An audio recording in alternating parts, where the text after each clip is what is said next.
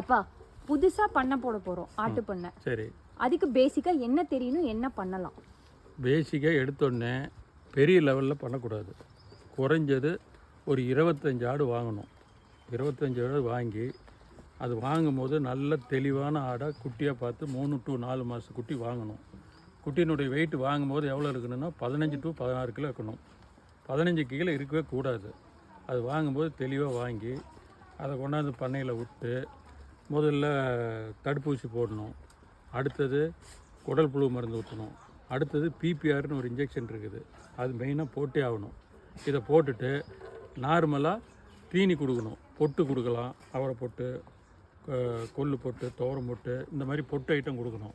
பருப்பு தீவனம் 10 நாள் 15 நாள் கழித்து ஒரு ஆட்டுக்கு 50 கிராம் வீதம் அது ஒரு 20 நாளைக்கு கொடுக்கணும். அப்புறம் 20 நாள் கழித்து ஒரு 100 கிராம் பண்ணலாம், அது ஒரு மாதம் கொடுக்கலாம். அப்புறம் என்ன பண்ணோம்னா அப்புறம் ஒரு ஆட்டுக்கு 100 கிராம் கொடுக்கலாம். இதே மாதிரி கொஞ்சம் கொஞ்சமாக ஏற்றிக்கிட்டே போகணும். ஏற்றிக்கிட்டே போய் குறைஞ்சது ஒரு ஆடு வளர்ப்புக்கு 3 to 4 மாதம் ஆகும் அது விற்பனைக்கு வரத்துக்கு. 2 மாதம் தாண்டிட்டாவே அது 1/2 கிலோ சாப்பிடும். ஒரு ஆடு 1/2 கிலோ சாப்பிடும் 2 மாதம் தாண்டிக்கிட்டா.